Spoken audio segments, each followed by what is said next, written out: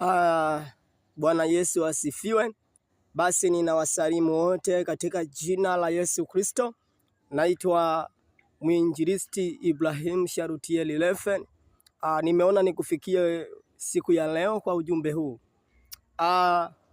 Ukisoma katika kitabu kile cha Zaburi 119, Biblia nasema heri waliokamili njia zao, waendao katika sheria ya Bwana.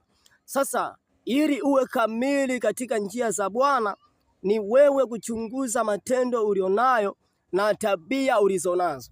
Matendo yako yakiwa ni matendo yaliyo mema, yani maana yake wewe unaonekana ni mtu unayetembea katika njia za Bwana. Maana kuna watu wengine wanaishi kwa kutembea katika mwenendo wa dunia, hawataki kutembea katika mwenendo wa ufalme wa Mungu. Biblia nasema utafuteni kwanza ufalme wa Mungu na haki yake yote, hayo mambo mengine yote mtazidishiwa. Lakini watu wengi wanatafuta mali za dunia, wanatafuta vitu vya ulimwengu, kwa sababu hawajui ni kusudi gani ambalo Mungu analikusudia katika maisha yao.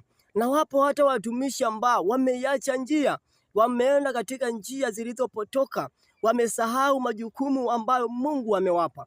Lakini leo nataka nikukumbushe wewe unayenisikiliza kwamba ukitembea katika njia za kweli, ukitembea katika mwenendo ulio sahihi, matendo yako yakiwa ni matendo yaliyo mema, basi elewa ya kwamba unampendeza Mungu aliye hai, Mungu ambaye amekuumba, Mungu ambaye amekupa neema. Kwa hiyo chunguza matendo ulionayo, chunguza tabia ulizonazo, chunguza mwenendo ulionao. Je, unaishi katika ule ufalme ambao Mungu anataka uishi?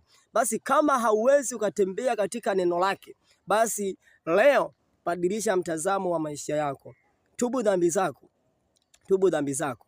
Usiishi kwa kushindana na watu, usiishi kwa kugombana na watu, bali jitahidi kutenda matendo yaliyo mema. Usimdharau mtu, usimtukane mtu, usimsengenye mtu, usije ukamshusha mwanadamu mwenzako, bali mtendee mema na Mungu wa mbinguni atakubariki sana. Yaani dunia utakapoiacha, mbingu zitakupokea kwa shangwe, mbingu zitakupokea kwa furaha, kwa sababu njia zako ni njia zilizo kamili.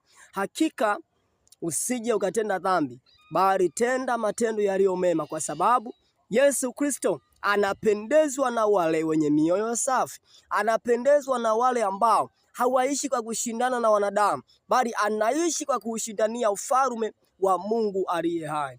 Wewe unayenisikiliza, na mimi ninakushauri siku ya leo, kama neno la Bwana linavyosema, tubuni dhambi zenu, mkaachane na mambo ya dunia.